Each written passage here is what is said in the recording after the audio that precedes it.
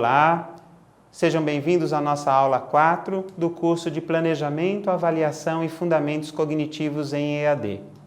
O tópico da aula 4 é Acompanhamento do estudante na educação à distância, práticas tutoriais. Você deve recordar que quando nós abordamos a questão do papel do tutor na educação à distância, nós comentamos que nós temos tanto a figura do tutor presencial quanto do tutor à distância. Isso vai depender do curso implementado ou da modalidade que está sendo colocado, se é um curso de graduação, de pós-graduação, enfim, do projeto pedagógico do curso é que vai determinar a existência de um, de outro ou mesmo de ambos. Entretanto, independente de ser um tutor presencial ou à distância, a tutoria ela precisa ter algumas competências. As competências relacionadas com o gerenciamento, ou seja, saber administrar os aspectos relacionados com o curso, então é uma competência gerencial. Também ela precisa ter uma competência pedagógica. O tutor ele precisa saber o conteúdo do curso, das disciplinas, a fim de dar as orientações precisas para os estudantes. Além do mais, ele precisa ter uma competência tecnológica relacionada com o nível de conhecimento com os ambientes virtuais de aprendizagem, o AVA, e, obviamente, uma competência social. É preciso estimular as relações humanas para evitar a evasão. Então, podemos resumir competência gerencial, pedagógica, tecnológica e social, como competências necessárias para a tutoria em educação à distância. Com isso em mente, quais são algumas práticas tutoriais que devem ser implementadas, então, pelo tutor? Bom, já comentamos a necessidade dele fornecer suporte administrativo ao estudante, mas o que necessariamente como prática? Ora, às vezes o estudante não sabe exatamente como fazer os processos relacionados com transferência, com aproveitamento de estudo, com o seu rendimento, como postar os seus trabalhos, e cabe ao tutor fazer dar essa orientação, esse suporte administrativo. Também o tutor ele precisa ser capaz de dar as primeiras orientações relativas à familiarização do estudante com o ambiente virtual de aprendizagem.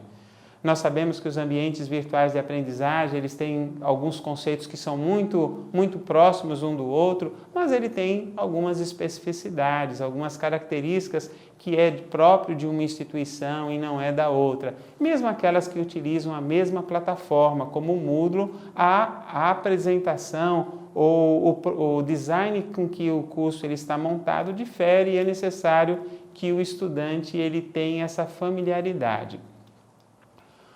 O tutor presencial, ele também deve permanecer à disposição dos estudantes nos polos de apoio presencial, quando existe a figura do tutor presencial, para ajudar os estudantes nas dúvidas, principalmente as dúvidas relacionadas com o material didático, com as atividades que são propostas pelo curso. Talvez as atividades relacionadas com os exercícios, com os fóruns, com os chats. Já nos cursos que são regulamentados pelo MEC, como os cursos de graduação e pós-graduação, a figura do tutor presencial ela também assume uma importância no momento das provas presenciais que são obrigatórias nesses cursos.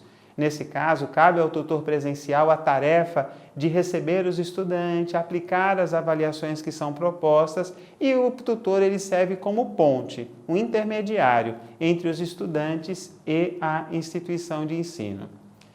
Já o tutor online, no caso, quando nós temos essa figura nos projetos pedagógicos das instituições, normalmente ele é responsável por ajudar os alunos naquelas dúvidas que são específicas daquele conteúdo, ou daquela disciplina, ou daquele curso.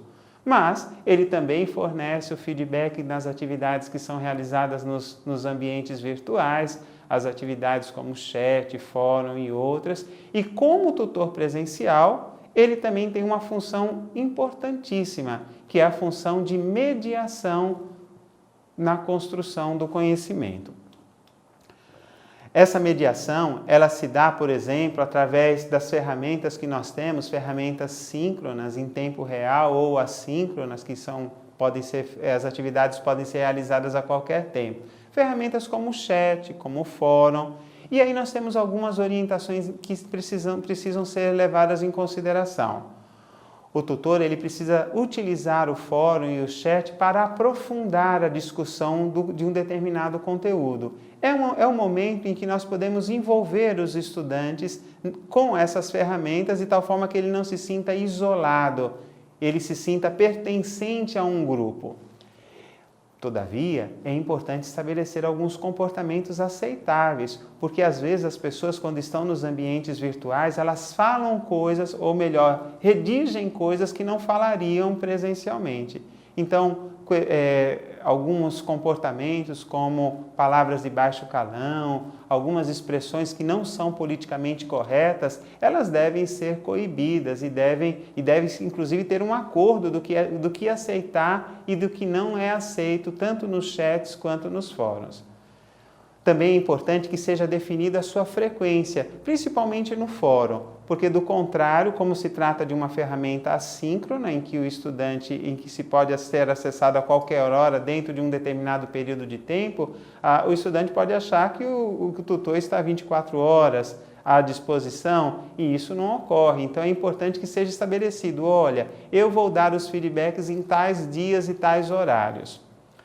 Bom, por fim, tanto para essas ferramentas, onde é possível, e na maior parte dos ambientes virtuais de aprendizagem é possível, é importante que seja estabelecido um peso para a avaliação processual da participação dos estudantes nessas atividades. Assim, eles se sentirão mais estimulados a participar, tanto nos chats quanto nos fóruns. Um outro ponto que eu gostaria de salientar no que diz respeito ao acompanhamento do estudante como prática tutorial é a possibilidade de nós buscarmos os nossos estudantes e categorizá-los. Eu dou uma proposta aqui. Por exemplo, poderíamos categorizar os estudantes na cor verde, que são aqueles estudantes que estão em dias com suas atividades, que participam, que estão ali antenados com a interação do curso. Esses estudantes, qual seria então a ação tutorial, a prática tutorial? Na verdade, parabenizá-lo, dando um feedback para que eles continuem fazendo isso, uma vez que isso contribui tanto para o crescimento deles quanto para os demais.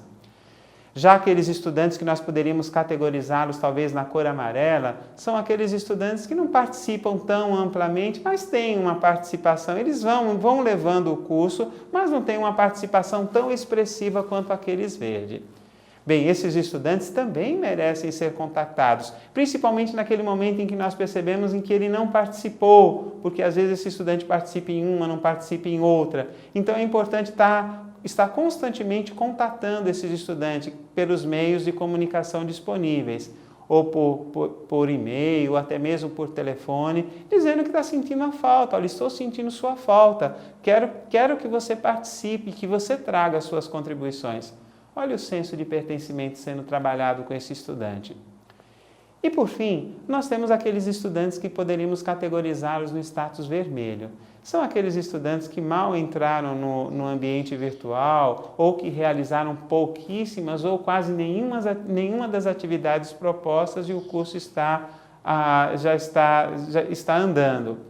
Bom, nesse caso, uma prática tutorial que nós deveríamos ter em mente é de chamar esse estudante. Se existe a possibilidade de um tutor presencial, se existe uma tutoria presencial, essa deve convidar esse estudante a vir até o polo. O que está acontecendo? Como eu posso lhe ajudar? Enfim, colocar à disposição para que ele possa se sentir incluído e estimulado a participar. São práticas tutoriais que nós podemos fazer. Essa é apenas uma sugestão, digamos assim, que não é prescritiva. Talvez você possa desenvolver uma outra prática tutorial no seu polo. Mas o importante é o acompanhamento ao estudante na educação à distância.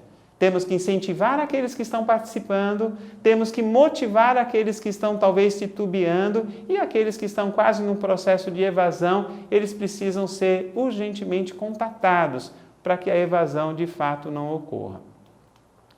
Não temos fórmulas para práticas tutoriais. Na verdade, cada instituição e cada tutor, ele vai desenvolver o seu modus operandi, a maneira como ele vai lidar aí o seu processo de acompanhamento do estudante. Mas o que nós não podemos esquecer é de que o acompanhamento do estudante na educação à distância, de fato, precisa ser priorizado.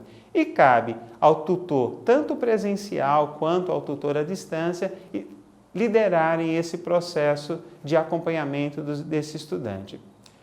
Recomendo que façam a leitura do material didático disponível no ambiente virtual, que assistam os vídeos propostos no hiperlink, leiam os artigos, enfim, busquem mais informações relacionadas sobre como nós podemos ter uma prática tutorial que promova, de fato, o aprendizado e a inclusão, bem como o estímulo àquele estudante que está nos cursos de educação à distância.